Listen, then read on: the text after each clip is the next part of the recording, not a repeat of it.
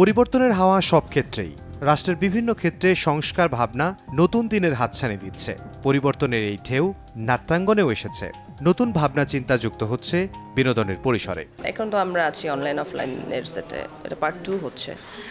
Part 1টা দর্শক জনপ্রিয়তা ভালোই পেয়েছিল, সেই জন্য পার্ট 2 করার আবার আহ্বান জানাচ্ছে, করছি। যেটার কারণে অসংখ্য মেসেজ আমি পেয়েছি আমার ভক্তদের কাছ থেকে।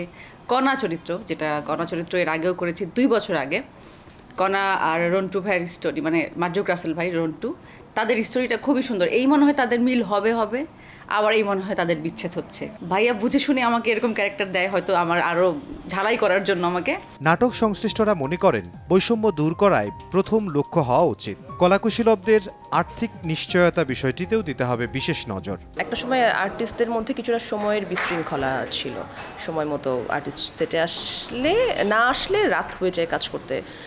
এখন এটা বন্ধ হয়েছে এই সেটে। আমরা খুব টাইমলি সকাল 11টা থেকে রাত 11টা পর্যন্ত কাজ করছি। সো এই একটা খুবই পজিটিভ জিনিস হচ্ছে। আশা করব অন্যান্য সেটে যারা সবাই কাজ করেন তারা সবাই কাজটা করবে। সো পরিবর্তন যদি আমার অঙ্গনে বলি, আমি এইটা দেখছি। পুরো ইন্ডাস্ট্রিতেই সকল ভালো কিছু চাই। তো এটা যদি একটা ভালো উদ্যোগ আমরা যেহেতু নিচ্ছি, আমাদেরকে দেখে হয়তো অন্যান্য যারা আছেন, ডিরেক্টর, কলাকুশলী যারা আছেন, তারাও হয়তো এটা করার চেষ্টা করবে। শিল্পীদেরও চাওয়া সর্বক্ষেত্রেই আসুক সমতা, পারিপার্শ্বিক সৌহার্দ্যের ভিত্তিতে রচিত হোক সুন্দর আগামী। আর্টিস্টরা একটু দেরি করে যায়, দ্যাটস ট্রু। অবশ্যই সেই আর্টিস্টের মধ্যে আমিও পড়ি। আমি আমার রুটিনটাও চেঞ্জ করতে চাইছি এবং আমার মনে হয় সবাই করতে চাইবে। রিসেন্টলি একটা নাটক করছি, জোনাকির আলো, সেইখানেও মোসাফির রনি ভাইয়ের ডিরেকশনে।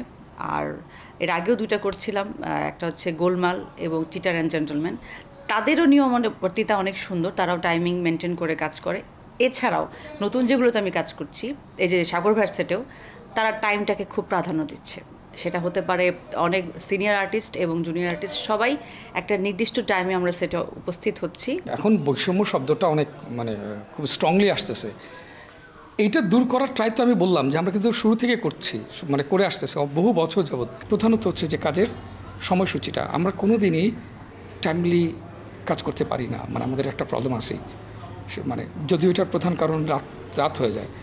কিন্তু রাত হলে আমি বা শিল্পীরা, আমার ডিরেক্টর্স প্যানেল, এরা কিন্তু ঠিকই 10টা-11টা কলে আসে। যারা ওই যে খেটে খাওয়া, তাদের কল টাইম সকালই হয়। বৈষম্যহীনটা কথায় না, কাজে হোক। প্রত্যাশার পালে লাগুক হাওয়া, মানুষের বিনোদন হোক সমাজ ও সংস্কৃতির সাথে সঙ্গতিপূর্ণ। ইমদাদুল হক, সময় সংবাদ, ঢাকা।